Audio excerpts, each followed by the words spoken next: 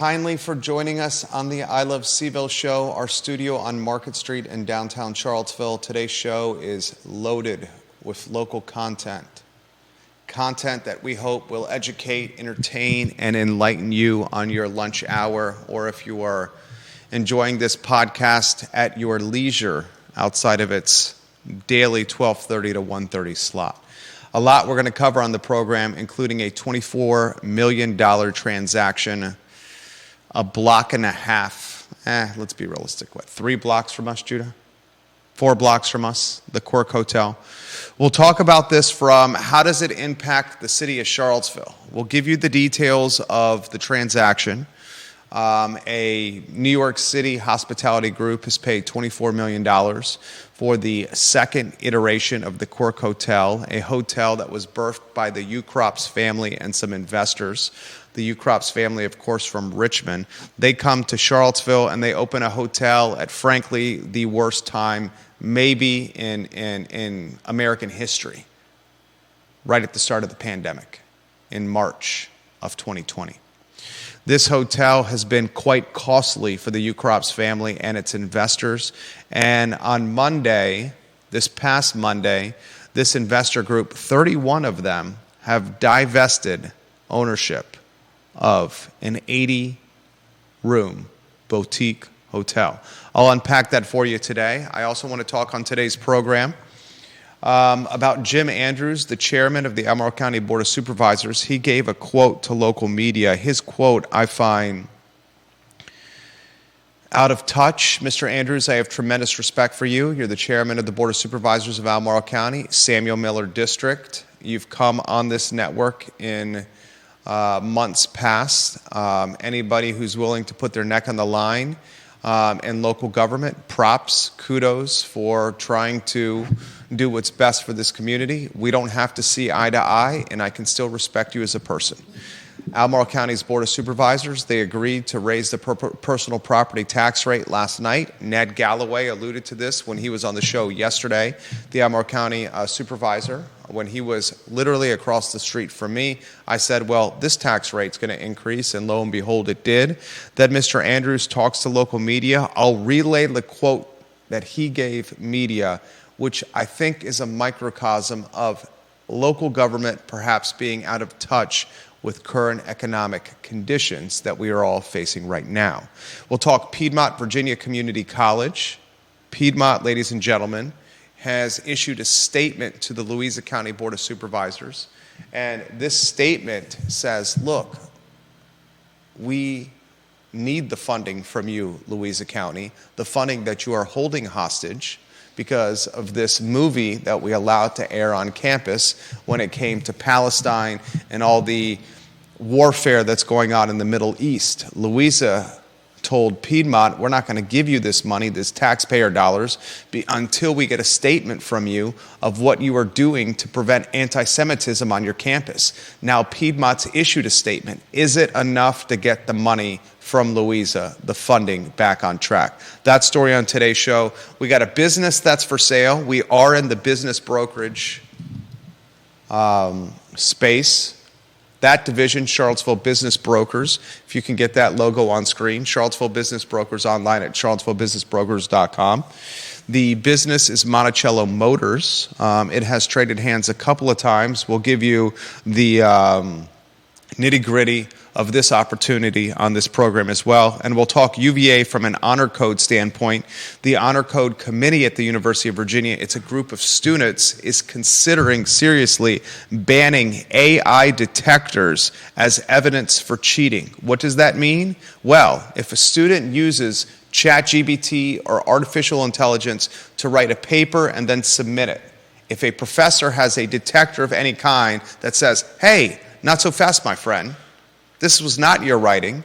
They have a detector that catches AI writing stuff for students. That kind of evidence may not be usable when it comes to an honor code violation. I really want to unpack that now. The University of Virginia that I remember from 2000 to 2004 is a University of Virginia that I don't recognize often anymore. And the honor code is a perfect example of that. It is being watered down, the honor code left and right at UVA. left and right. So much to cover on today's program. We're live wherever you get your social media content, your podcasting content. We're less than 2 miles from Scott Stadium, the John Paul Jones Arena, and the Rotunda. Our studio on Market Street is a hop, skip, and a jump from the Charlottesville Police Department, 1 block from the courthouses of Albemarle in the city of Charlottesville, and right off the downtown mall. Ladies and gentlemen, smack dab in the middle of a market we call Central Virginia, 300,000 people strong. This market, a market we love dearly. We'll give some love to Otto Turkish Street Food, a restaurant on Water Street that you have to try. Lunch, dinner, 7 days a week. Otto Turkish Street Food. It's fresh, it's made daily, it's priced reasonably. It's the type of cuisine where you're going to try it once and you're going to keep coming back. Otto Turkish Street Food. These boys know what's up, ladies and gentlemen. Let's welcome Judah Wittkower on a 2-shot. And let's get the first lower third on screen, if you could, please, sir. The Quirk Hotel, Monday, a few days ago, a $24 million transaction. The buyer of the Quirk Hotel, a firm out of the Big Apple, New York City, Blue Suede Hospitality Group, a very young firm, only 2 years old. This firm, Blue Suede Hospitality Group, drops $24 million for an 80-room hotel in downtown Charlottesville.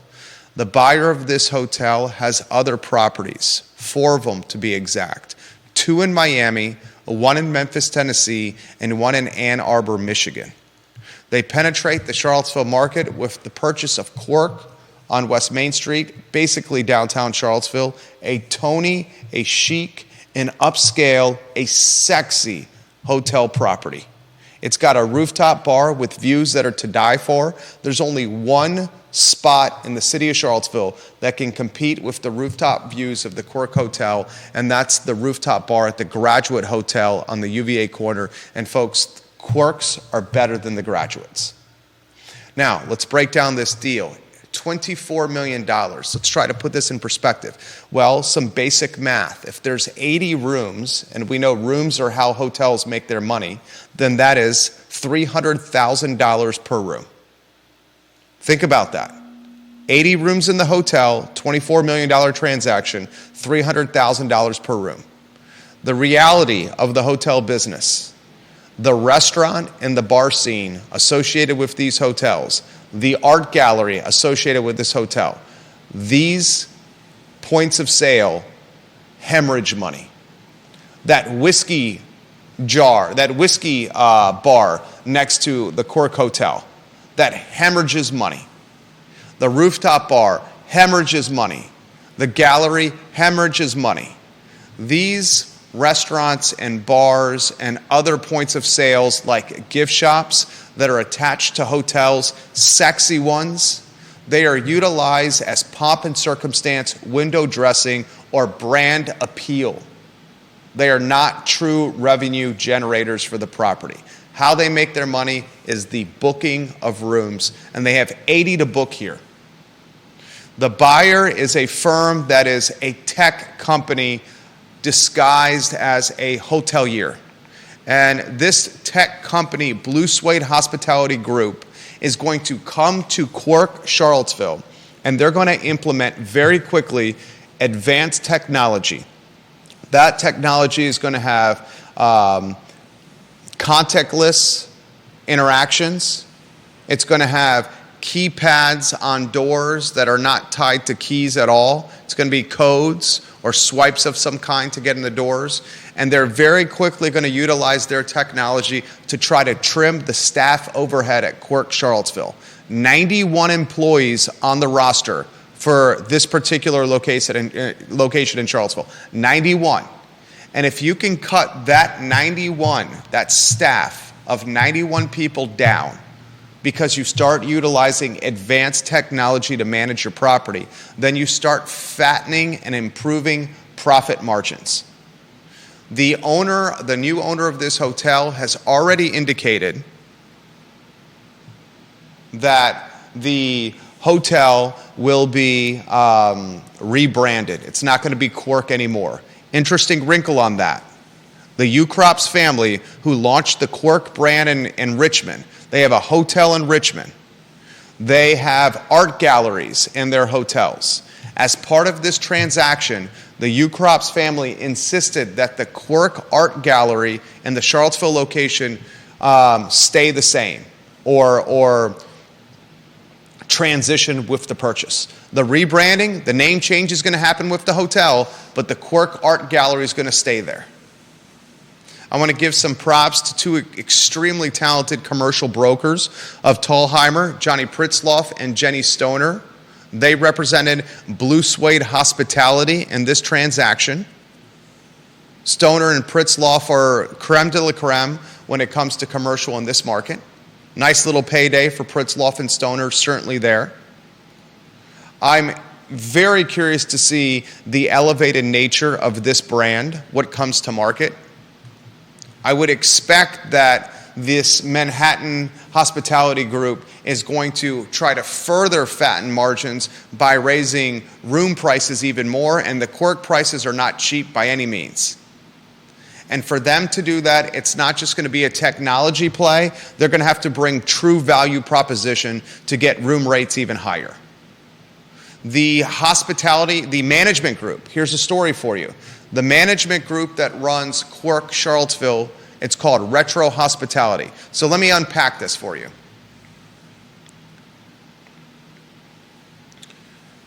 The Ukrops family opened this hotel in the beginning of COVID. And when they opened this hotel in the beginning of COVID, they spent a boatload of money, ladies and gentlemen. And I'll put in perspective the money. $3,750,000 in 2017 to purchase the property. $12 million an investor capital raise, which included the purchase to build out the property.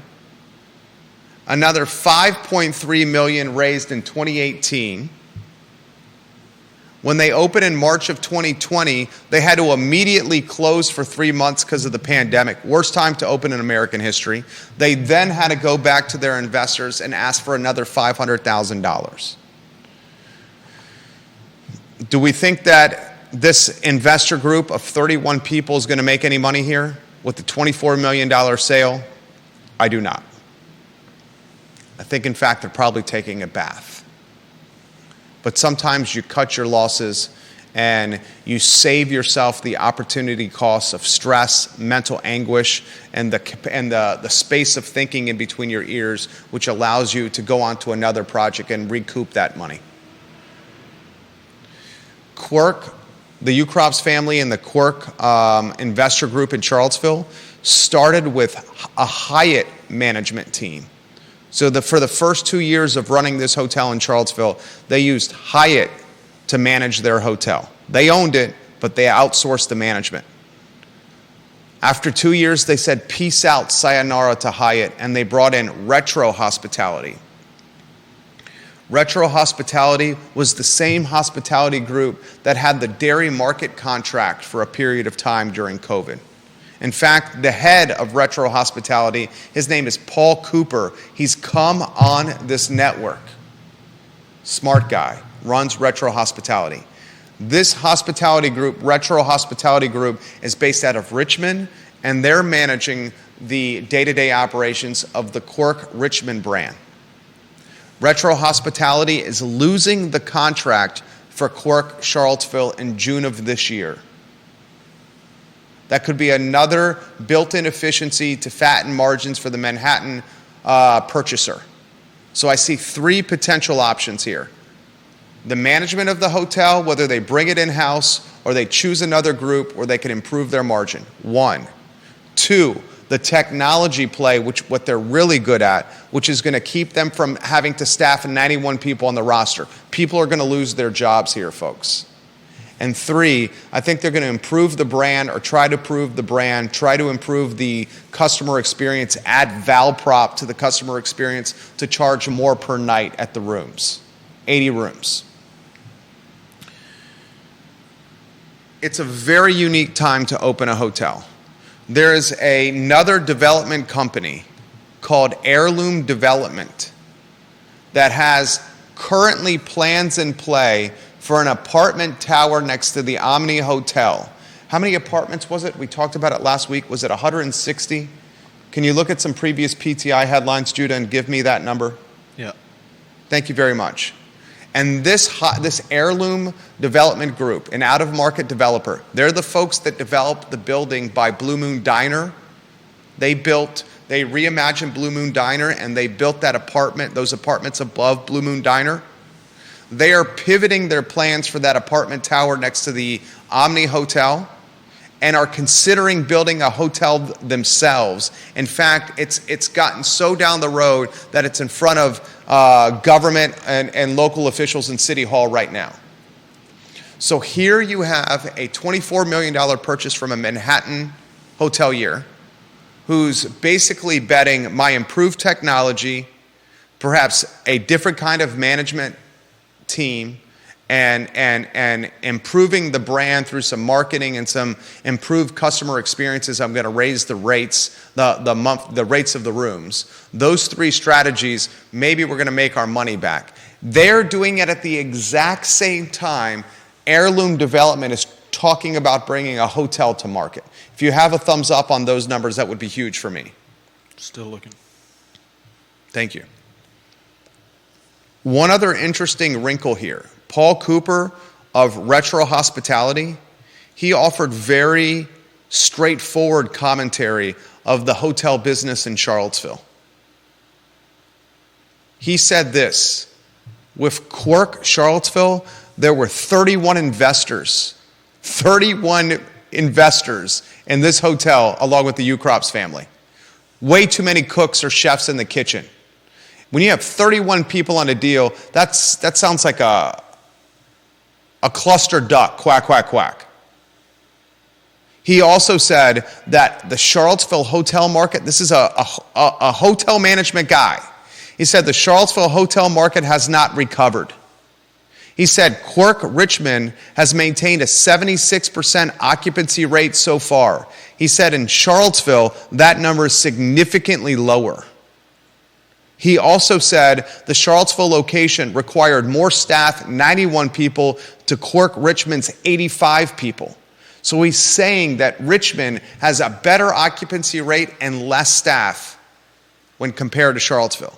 He said Charlottesville's market is so tied to the University of Virginia, and people are not responding to UVA events post-COVID like they did prior to COVID. Dude, that makes very good sense. Have you seen football games these days at Scott Stadium? I mean, you get 40,000 people at Scott Stadium, it's calls for celebration. The reality is you're in your mid-20s on most outings. When you don't have a full Scott Stadium 6 or 7 games a year, that's going to impact this hotel business. Cooper basically says the Charlottesville hotel market is softened since COVID. Two-shot Judah Wickhauer's got some numbers for us. Jump in the mix, J-Dubs. The original plan was a 134 apartment block, which has since changed to what may be a 6-story building with 160 rooms. So I was right on the 160 apartments, and now they're pivoting from 160 apartments next to the Omni Hotel to 134 apartments. 134 apartments to how many hotels? How many rooms in that hotel? 160? Yeah. There you go. So you got a potential brand. Now it's going to take some time for this hotel to come to market. It's not going to be overnight. Yeah, definitely. But this guy, this New York City firm spends $24 million, and they're buying into a market where another boutique hotel could be coming online in the next couple years that has 2x their room availability. Yeah. That will be newer, that will be arguably in a better position on the downtown mall. Arguably. Well, it's actually on the downtown mall. That's what I'm saying, where Quirk is not. Right. Quirk is across from the ABC store on West Main Street. Anybody been to the ABC store on West Main Street? I have. Have you? Could be a little dicey. Could be a little dicey from time to time. Mike Signer tried to shut down this ABC store. I'm not trying to throw shade on the ABC store. I love the ABC store. Love the ABC store. Signer tried to shut it down when he was the head of the Fifeville Neighborhood Association, the former mayor of Charlottesville. The impact that this is going to have on Charlottesville before we go to the next headline, here it is in a nutshell. People are going to lose their jobs here. Charlottesville's hotel room rates are going to go up. These rates are based on competitive pricing. This guy's going to have to raise his rates, this Blue Suede Hospitality out of Manhattan, to start recouping some of the money he put into this purchase. The technology play is not just restaurants. We've talked on this program as you're rotating lower thirds on screen. The top, this now in the third lower third you should have on. Please, sir. The kiosks and the online ordering and the third-party delivery for restaurants and the order through your app on your phone, it's not just food and beverage anymore. Technology across the board is replacing what I call frontline workers at an aggressive clip. And I'm all for every man and every woman in the world maximizing their earning potential and pursuing as much earning and money as possible to sustain their livelihood. But as frontline workers and as any staff gets aggressive for what their compensation is, aggressive for what they want to make every year, their employers, their owners, their upper management, their shareholders, their board of directors, whatever you want to call these folks, are going to figure out ways to trim that fat. You want $20 an hour employees at McDonald's in California? Or $25 an hour burger flippers at Wendy's in Los Angeles? You're going to get $27 Big Mac meals. I went to Chick-fil-A on Sunday. I got a 10-pack. It was my wife was out of town for a bridal shower in Connecticut. It was me and the two boys. Went to Chick-fil-A on Saturday. We got a 10-pack chicken mini with a hash brown and an orange juice. How much do you think the 10-pack chicken mini with a hash brown and orange juice at Chick-fil-A was? I have no idea what minis are. Are they chicken nuggets? 10-pack chicken mini. That doesn't mean mini anything to me. chicken sandwiches. Okay. So they're like 10 of them. Sliders?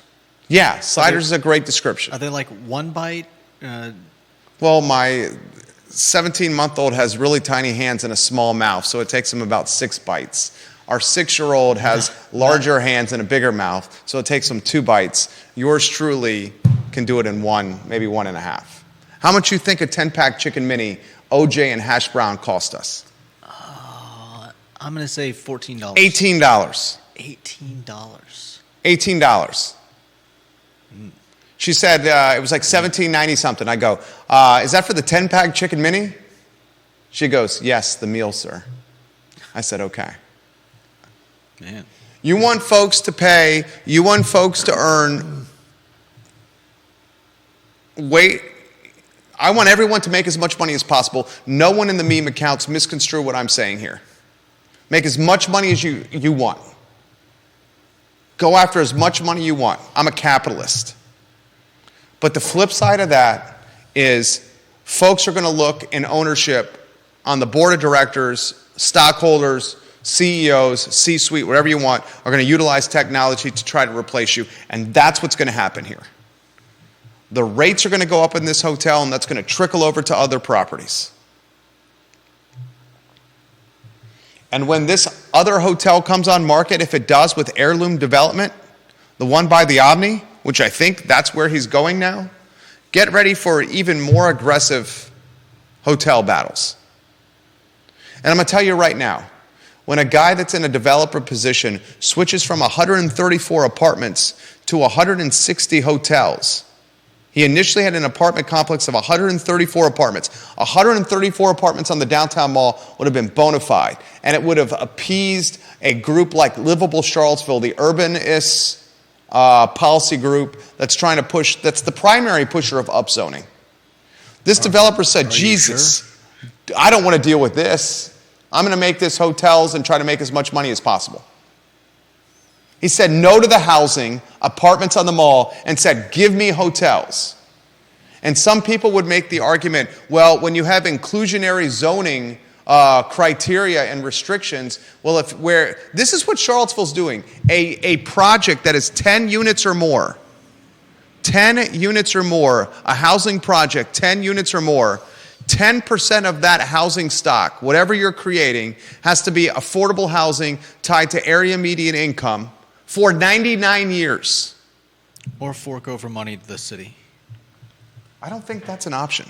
Is it not? That's not an option. That is not an option. Haven't we been hearing all about that? No. It's tied to AMI 99 years. Okay. The 10% of the project. I suggested to Ned Galloway yesterday, allow the developers to develop what they want, and instead of putting red tape of what your project should look like, have them throw the money to a fund, an account, some kind of slush where you, the county, can do some stuff with. And he basically alluded, well, we don't want to be in the real estate ownership and development game, the county ourselves. But you can invest that money into voucher programs. You can invest that money into the land trust as a donation or a contribution.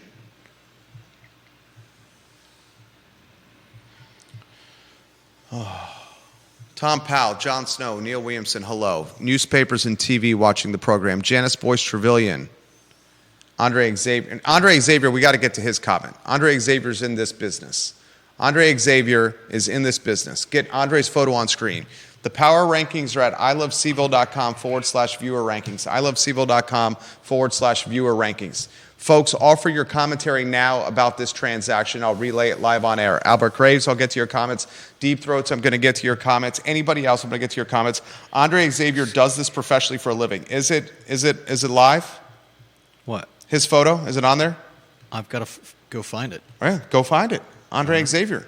ilovecville.com/viewer rankings. Mr. Xavier is... He's not on there. What? That's why I've got to find one. He's not on the power rankings? That's a mistake I have made. Put him on there. Right under Dr. John Shabe, the owner of Pro Renata. Andre Xavier says this, $300,000 per room. Charlottesville's average daily rate for the Quirk category is probably around $300. Assuming they have an 80% year-round occupancy, it would take a very long time for them to recoup this investment.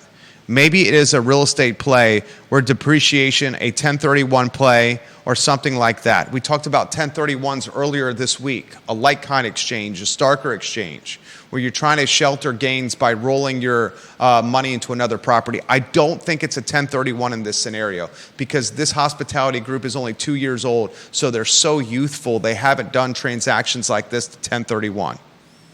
He says it's definitely interesting to see what happens. I want to talk about the occupancy rate he alludes to.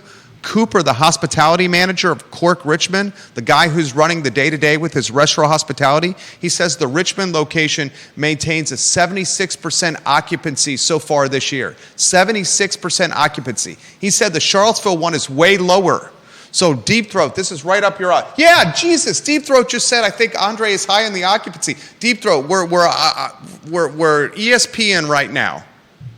So 70%, 76 occupancy for Quirk Richmond, according to the guy who runs the hotel. And he said Charlottesville's way lower than 76.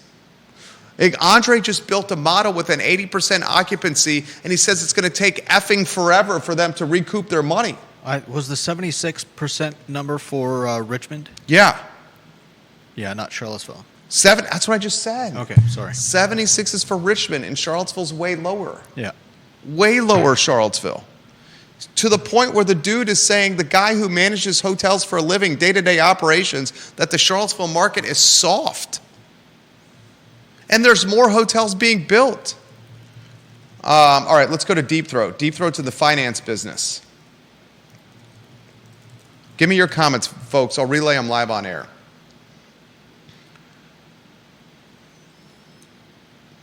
So he says this. Here's Deep Throat from a real estate lens. So Quirk, It seems like $24 million is not that much above what land costs plus subsequent borrowings amount to.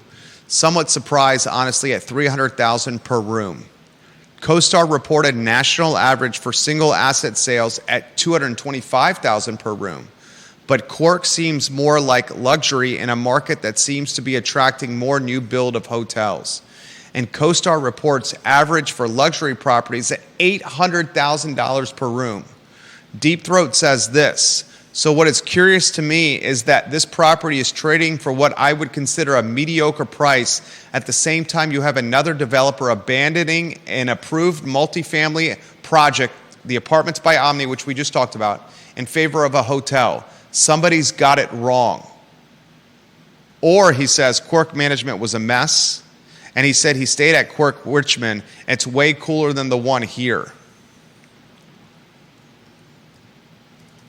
And he does say, props to you, that a developer can buy out the inclusionary zoning requirement, which was the comment you made.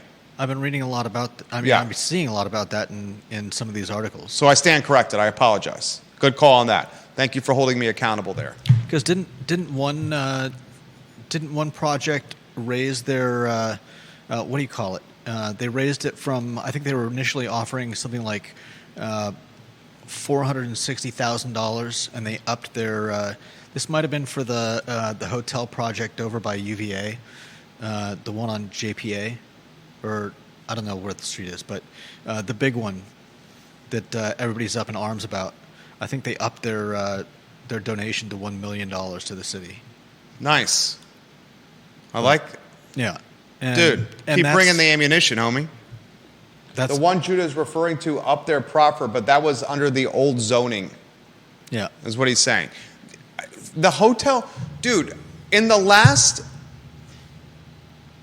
on March 14th, we led the show on the 14th of March on this network. We led the show with the fact that Hilton purchased Graduate Hotels for $210 million. Yeah. Now, that was, if memory serves correct, that was a licensing deal. Hilton buys Graduate Hotels for $210 million.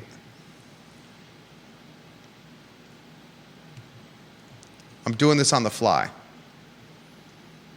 Hilton confirms it will buy Graduate Hotels for $210 million. Hilton reached a deal with AJ Capital Partners. They were the owners of the Graduate Hotel to acquire all rights to the Graduate Hotels brands worldwide for $210 million. Through the deal, Hilton will enter into a long-term franchise agreement. It's a franchising deal for all existing and signed hotels in Graduate's pipeline. AJ Capital will still be the owner of the more than 35 operating and signed Graduate Hotels. So in March, we got Hilton doing a franchise deal on the Graduate properties for $210 million. Not the real estate, but franchising it. It was just licensing the brand. They're licensing the brand for $210 million. In this particular deal, we have a Manhattan firm dropping $24 million, not only for the Quirk brand, which it's going to change, but the true value, the real estate itself. Yeah.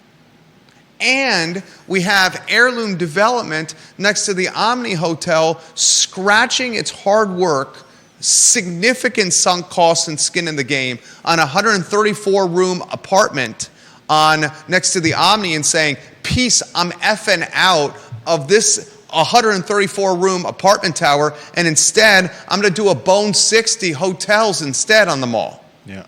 So who's effing up here? Someone's pencil and napkin and math ain't mathing. You got $24 million for an 80-room hotel. Yeah. That's Quirk. You got a dude that's saying peace out to 134 apartments to build 160 hotels instead on next to the Omni. Mm-hmm. And then you got Hilton dropping $210 for just the brand rights. Yeah. Something ain't math in there. How so? You got the operations director for Quirk Charlottesville saying occupancy at this hotel is average at best. You got Kimpton just on market at the Darden School, and UVA bringing another hotel to market over there. Omni just did a $15-some million renovation. Remember the Omni Hotel in the mall? Massive $15 million renovation. Yeah. Something's not mathing here. The boots on the street is saying the market is soft.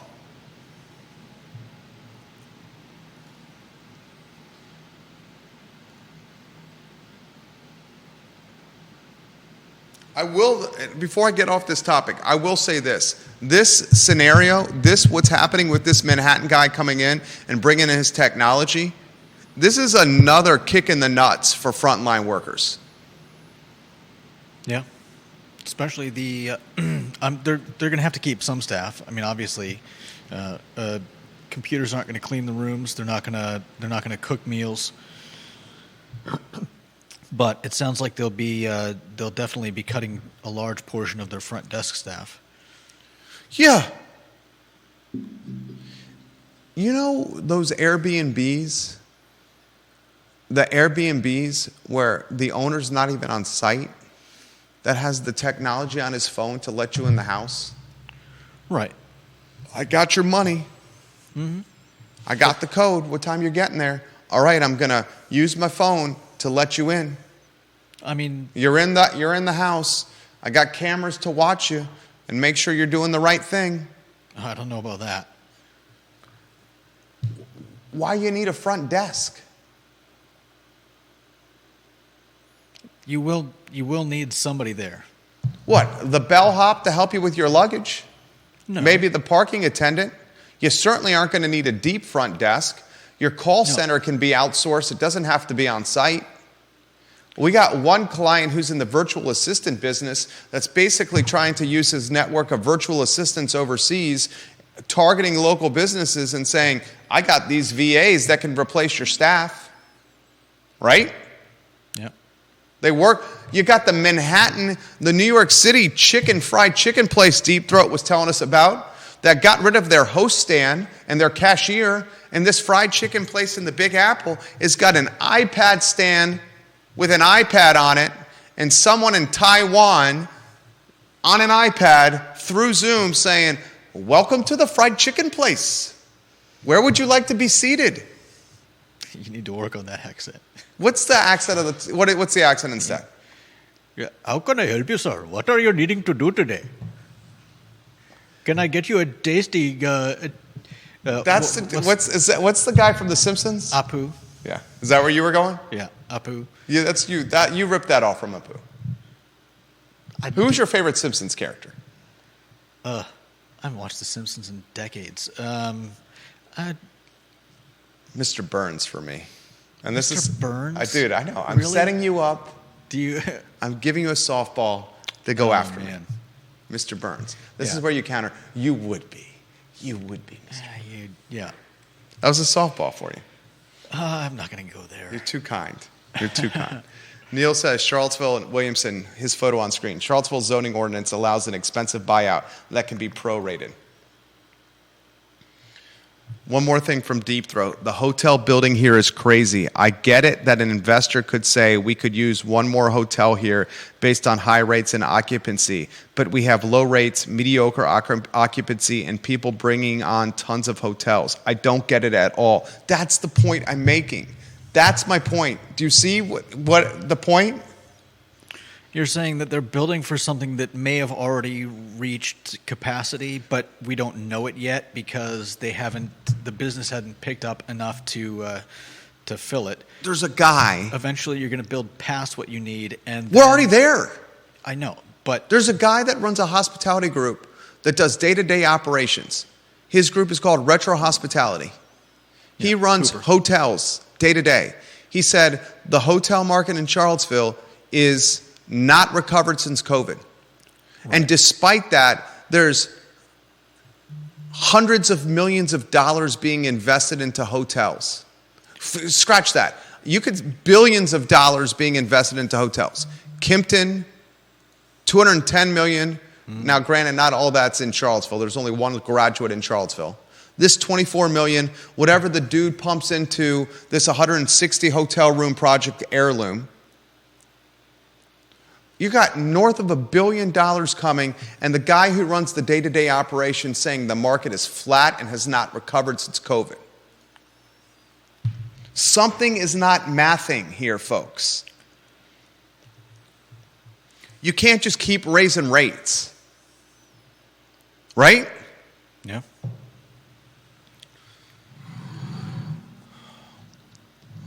Olivia Branch. Olivia Branch is the queen of Keswick here. She knows the hotel business inside and out. She says, nothing takes place of face-to-face service if you're offering luxury room prices. And she knows. She's in this business. I still prefer face-to-face. I don't want to go to the grocery store and bag my own groceries. I don't. Mm-hmm. I don't want to go to the quick-serve restaurant and kiosk it up or phone app it up. I want to talk to someone at the register.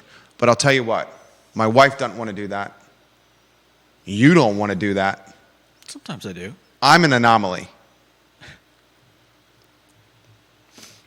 Holly Foster, who knows Olivia from where Olivia works, she says, I agree with Olivia 100%. That's why my favorite hotel is Boar's Head or Keswick. Boar's Head does a fantastic job. Is Russ watching the program right now? Russ watches the show, Kronberg, from time to time. It was good to see you the other day, Russ Kronberg. Is he watching now?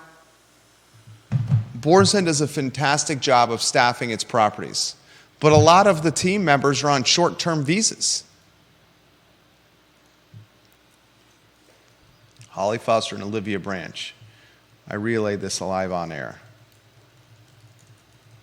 Thank you for watching. Is that, I don't want to use the B word. What's the, you know the B word? I know a lot of them. Is that the next B word?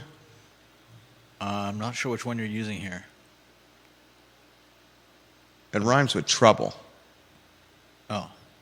And it's synonymous with trouble. I mean, you don't think you think all these people are on the wrong track? You think they're all making a mistake that these hotels are just gonna stay doing what they're doing? I mean, if they're doing less than 75%, aren't they getting filled up every weekend though? Can your business sustain itself with Friday and Saturday night room rentals? I'm not a hotelier. I honestly don't know. And what happens when the big UVA one comes on market? This one next to the Omni comes on market, and additional supply elsewhere comes on market. A lot we got to cover on the show. My phone we're blowing up right here. Albert Graves, I'm going to get to your comments in a matter of moments.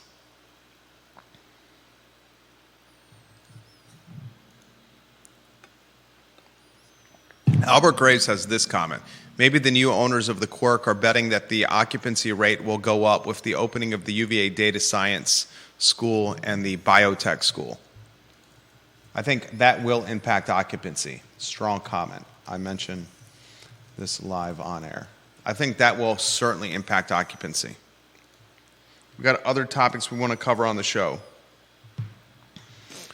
Let's go to see if anything's on LinkedIn. God, I love when the shows give us this kind of content. John Blair's got some comments. Let's get John Blair's photo on screen. Number 2 in the family. He said, Jerry, I would be curious if this purchase is financed. Do you think they could get a term longer than 10 years? Hotels use RevPAR to measure efficiency. I'd be curious what the 3-year RevPAR measure is for the Quirk. If RevPAR is 150, that would equate to $4.4 million per year. I'd be curious what the financing and operational cost per year is for Quirk. It's a great question. That is out of my comfort zone. That is out of my pay grade right there. That's. He said he'd love to hear Andre's guessman on Quirk's RevPAR. Andre Xavier, are you still watching the show? I'm going to screenshot this question and send this to Andre Xavier. Andre Xavier, if you're still watching right now, I would love an answer to this from John Blair. I'm sending this to Andre. This is a question from LinkedIn for you. I've sent John's screenshot via LinkedIn through Facebook Messenger to Andre, who knows this business inside and out. Andre has received the screenshot. I can't wait to see bubbles. Give me bubbles so I know you're responding here, Andre. A great question.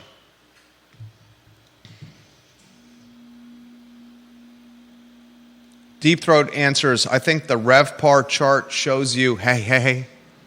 I think the RevPAR chart shows you that the high rates are only for very isolated dates. He says $100 RevPAR is a joke. I mean, what are the extremely busy weekends in this town? Some football games, some key basketball games, graduation, reunions, and move-in weekend?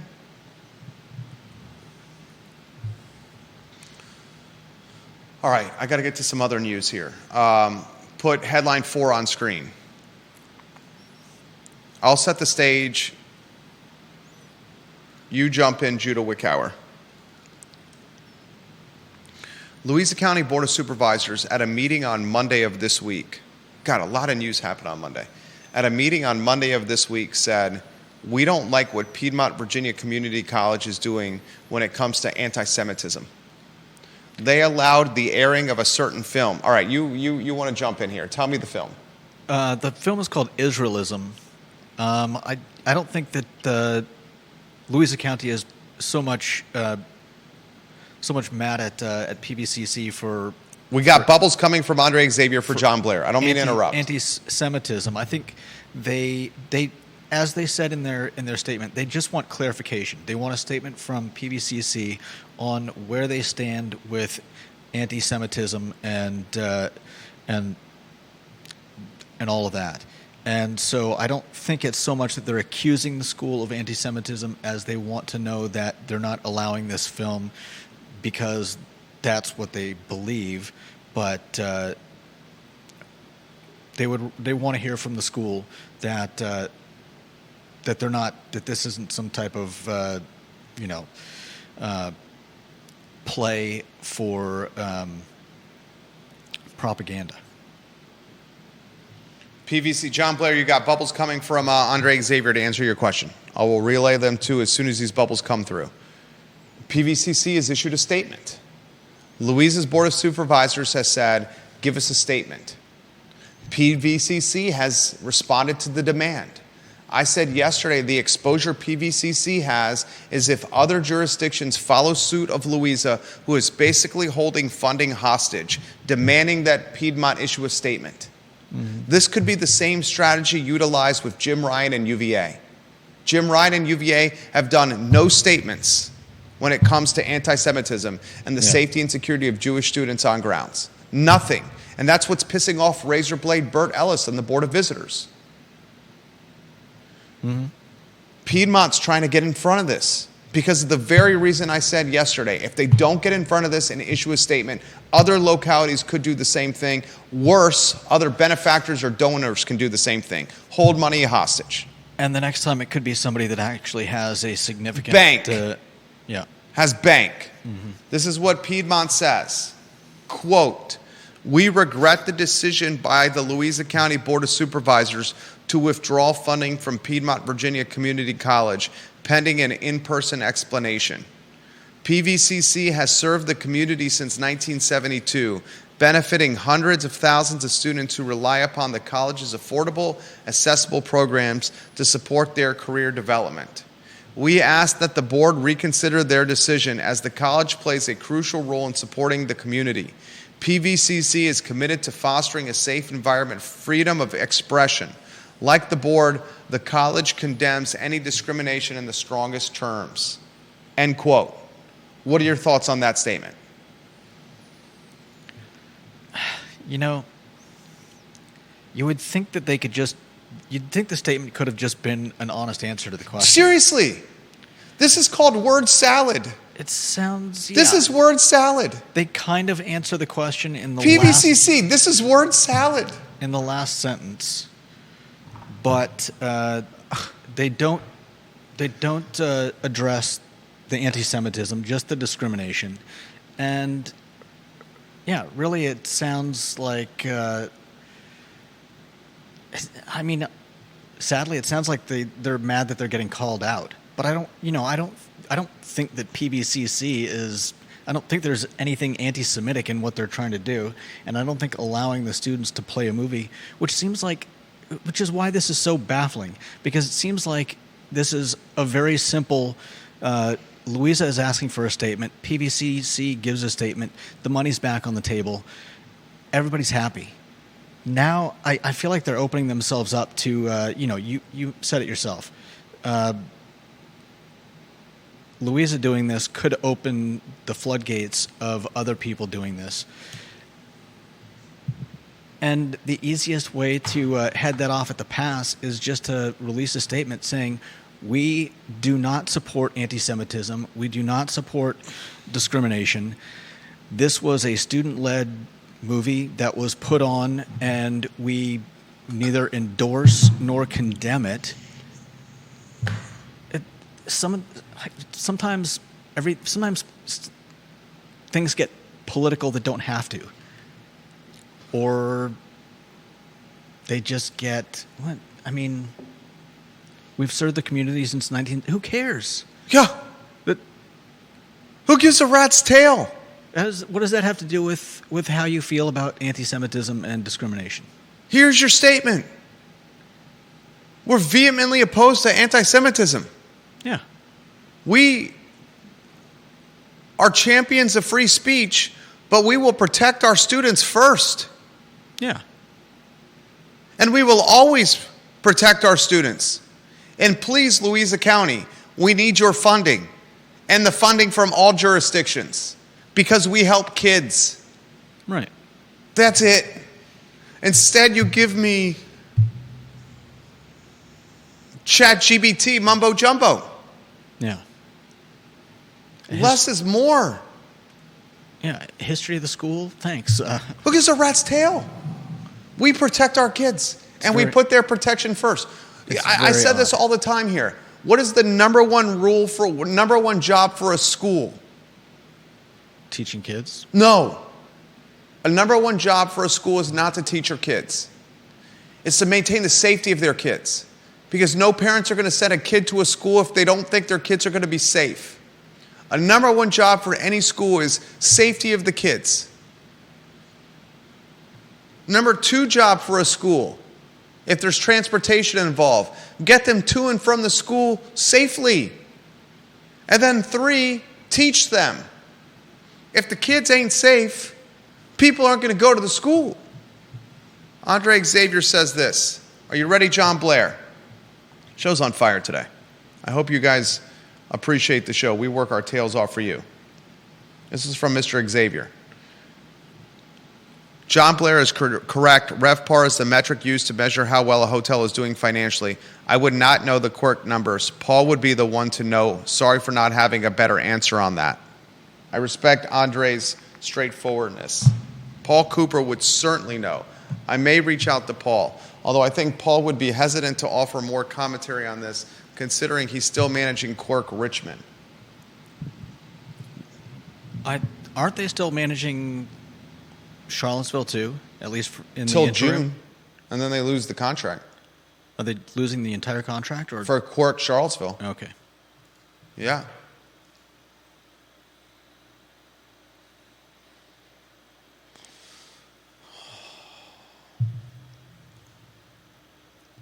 Next headline, and then we're going to get to comments here. Comments are on fire. What's the next one? Next headline is... Oh, personal property taxes and Jim Andrews. Look, if you watched Ned Galloway on the show yesterday, we had Ned Galloway of the Albemarle County Board of Supervisors on Real Talk yesterday. That show was as good a show as we've ever done. Ned Galloway. Yeah. You can find that wherever you get your podcasting content. You can find that wherever you get your social media content. It was phenomenal. He said yesterday, on yesterday's show, we're going to be voting tonight, meaning last night, on the personal property tax rate increase. He basically alluded that this was going to go through. I kind of pushed him, and I'm like, dude, this is going to go through. The tax increase is fairly substantial. You want to put it in perspective, the increase? You got it in front of you? Yeah. Talk to us. We're looking at Albemarle Countyans. Sure. I would say if you're gonna create a brand, the brand you're gonna want to create would be out of the word Albemarle instead of county, because county is everywhere. Yeah, I know. So Albemarleans, Yeah, probably something like that. Anyways, we are looking at a 54-cent personal property tax increase. That's going to be $3.96 per $100 of assessed value. That is a big increase. I mean, that's what an additional. What's the dollar? What's the dollar from what to what? Seventh. I mean, it's going up to $3.96. So 54 is what, roughly? It would have been roughly 1/7 of. This is a massive increase. Of 342. This is a massive increase. This is what the chair of the Board of Supervisors, Jim Andrews, who's been on this network before, Jim Andrews, Samuel Miller District. He says, yes, I understand this is a big increase. But then he says, the personal property tax is adjusted upward to reflect the fact that we took it down a couple years ago during the pandemic based on vehicle values and other things. We're bringing it back to a level that is still less than what it was, but gets us the same revenue level we had in 2022. This is why that quote from the chair is out of touch. He's basically saying this, hey, it's still lower than before COVID. Well, whoop-de-doo. You're still raising it. And you're raising it at a time when everything is more expensive. Bingo. People are finding out how starving. Little they can afford at the grocery store. Death of 1,000 cuts. Make it 1,001 now. Yeah. Before COVID, rates weren't this high. Before COVID, groceries weren't this costly. Before COVID, gas wasn't this expensive. Before COVID, real estate assessments didn't go like this. Yeah. Tax rate didn't go like this. Meals tax didn't go like this. Clothes weren't like this. Anyone who's bought a house in the last, what? Come on now. 2 years. It's not as high as it was before COVID. That's like pissing in the wind. That's the kind of stuff that irritates me. The commentary that Piedmont gave where they weren't straightforward, this is the kind of commentary. This is what you say instead. Dude, we know everyone's hurting. I'm hurting. But we got to raise it because we're at a deficit with Albemarle, and we're sorry. And we're going to try to figure out other incremental new sources of tax revenue to help it recover so we can keep it at this number for an extended period of time. I'm sorry. Mm-hmm. That's how you do it.